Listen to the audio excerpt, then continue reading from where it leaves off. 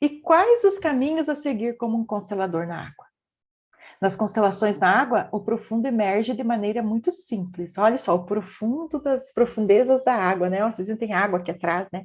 Então, assim, o profundo emerge de uma maneira muito simples. Por quê? Porque esse campo ele é muito propício para que a gente veja o que precisa ser visto, porque ele é fluido, é líquido, então é muito, muito simples.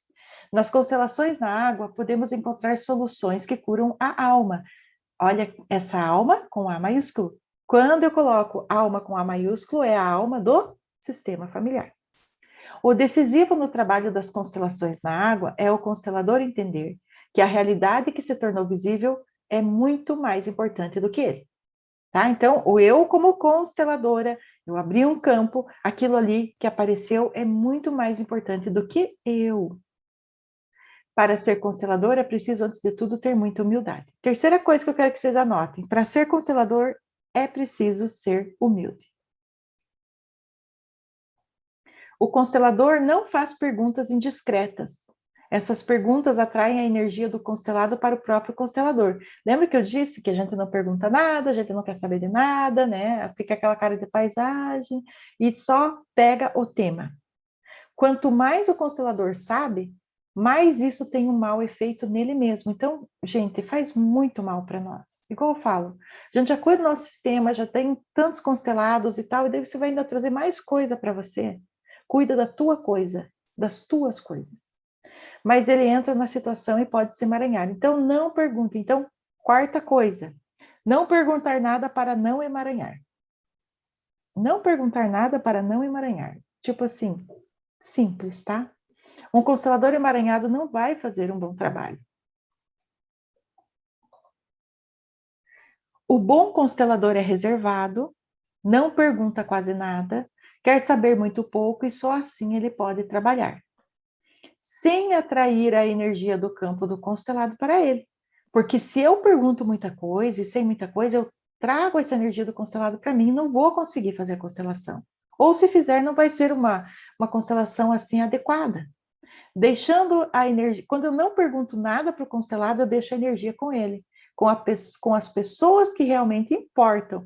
Quais são essas pessoas? O sistema familiar do constelado.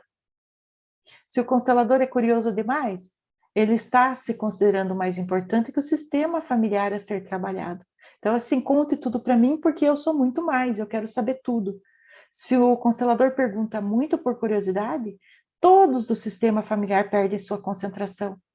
Todos os sistemas que vão entrar no campo vão ficar desconcentrados, porque eles precisam se preocupar com o quê? Com o constelador. Que esse constelador se colocou o quê? Acima de todos do sistema familiar. Está infringindo a quarta ordem da ajuda. E se considerou tão importante a ponto de exigir satisfações do clã. E todo o clã vai sentir que precisa se justificar perante o constelador, e isso tem um efeito muito ruim. Como diz Bert Hellinger, a curiosidade tira a dignidade. Então eu vou só parar aqui um pouquinho, que essa parte... Vocês entenderam essa última parte? Então, por exemplo, a Aline. A Aline vem constelar comigo. Aí eu chego para a Aline e falo, nossa, Aline, mas por que aconteceu isso? Nossa, por que tua mãe fez isso? Por que teu pai fez isso? Todos do clã da Aline, eles se preocupam em me dar satisfação. Não é de chorar isso, gente? Quando a gente percebe que a gente está pedindo satisfação para as pessoas, quem somos nós? Não se pergunta nada, aí você fala assim, ela não pergunta nada porque ela não quer saber de mim, ela não quer... Não, ela não pergunta nada porque ela te respeita pra caramba. E respeita todo o teu sistema familiar, e só vai te servir, e não está exigindo nenhum tipo de justificativa. Por isso que não tem julgamento, esse é o metassentimento.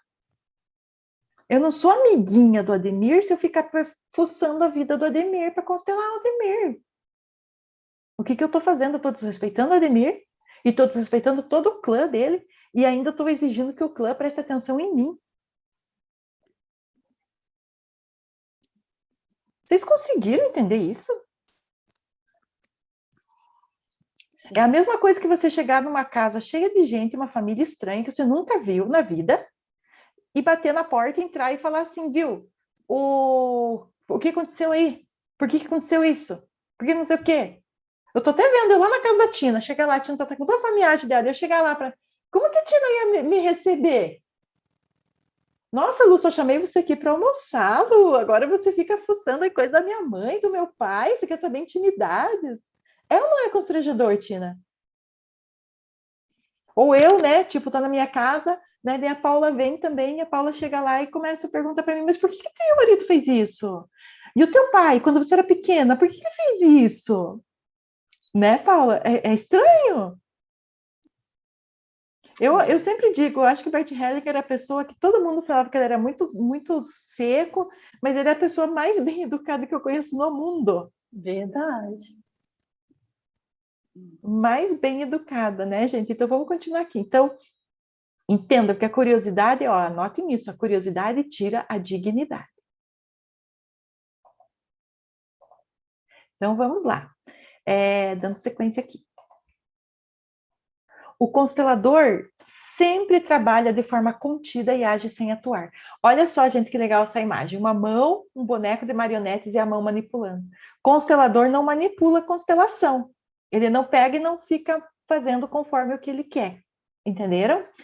Esse efeito se dá porque ele não faz nada e fica centrado. Então, o constelador sempre trabalha de forma contida e age sem atuar. Esse efeito se dá porque ele não faz nada e fica centrado. Quando o constelador acha que precisa fazer algo, ele deve se conter, voltar a ficar centrado e assim o campo recebe força para continuar. Aí, respondendo à pergunta da Rita, do bonequinho que para, muitas vezes o constelador, ele vê alguma coisa, perde o campo, perde o centramento e a constelação para. Também tem isso, sabe, Rita? É bom olhar para isso também, pode ser que aconteça isso. Então, e daí ele tem que voltar a ficar centrado para se conectar de novo para que venha a força do movimento sistêmico. Se o constelador acha que deve interferir porque não está aguentando o que está acontecendo, ele fica aliviado. Mas o campo, não. E isso tira muita força do constelado para fazer os movimentos necessários. Então, por exemplo, vamos pegar o exemplo da Rita. O bonequinho parou. Parou, tá lá estático, congeladinho, né? Já distensionou o campo, colocou o pai e a mãe, fez o círculo mágico e o bonequinho tá lá, paradinho. O que que a Rita vai fazer? Encerra a constelação. Só diz, é o suficiente. Encerrou a constelação. Agora, por exemplo, a Rita pode pensar assim: ah, mas por que ele está tão parado? Isso está incomodando. Começa a incomodar ela. Porque se incomodou a consteladora, é porque a consteladora já saiu do campo. Aí ela vai, vou colocar uma casinha, vou colocar grande alma, vou colocar não sei o quê, vou colocar não sei o quê, coloca um monte de coisa lá na intenção, empurra o boneco, faz de tudo com o boneco e o boneco, né? Para ele, para o constelador se sentir aliviado, por quê? Porque ele entrou num campo onde ele queria uma solução. A gente não tem intenção nenhuma. Então, se eu quero uma solução, quer dizer que eu não vou ficar aliviada se não tiver essa solução. Então, aí esse movimento vai tirar a força do constelado para fazer o que é preciso. Porque o constelador simplesmente começou a se meter e ele começou a manipular tudo o que ele queria que acontecesse. Quando a primeira imagem da constelação é formada, aí aqui é mais para a Karina, né? Que a Karina perguntou a questão assim de visualização dos insights, né? Dos links. Então, quando a primeira imagem da constelação é formada, o constelador precisa dar um tempo para o constelado e os bonecos representantes, para que eles se exponham à imagem e deixem que ela atue. Também, Karina, meu amor, a gente olha também para a questão da pressa na constelação. Eu quero ver a solução, eu quero ver. E muitas vezes tem um tempo. Então, eu coloquei aqui uma imagem, né, de uma mulher, os patinhos, né? Imagine que os patinhos são os representantes da constelação. E ela fica lá, ó, não emaranha com eles, ela fica olhando de longe os movimentos. Então, tem que ter, às vezes, um pouquinho mais de paciência, pode ser que você já consiga ter esse link, tá?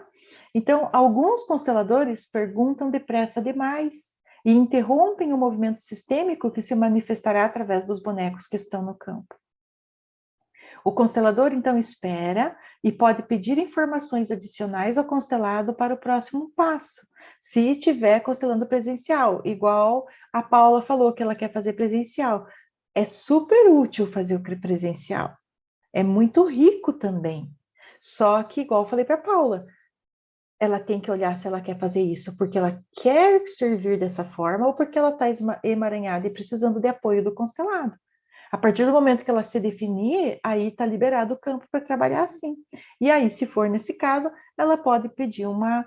Como quando eu estou com vocês aqui no grupo, que eu constelo e eu pergunto às vezes alguma coisinha só para dar uma sequência, tá? Só assim a constelação que se iniciou, mantenha sua concentração inicial. Cada passo desnecessário, cada pergunta desnecessária, cada boneco adicional desnecessário não colaboram para a solução e desviam o campo dos acontecimentos importantes. Então, a gente tem que prestar atenção em tudo isso, tá?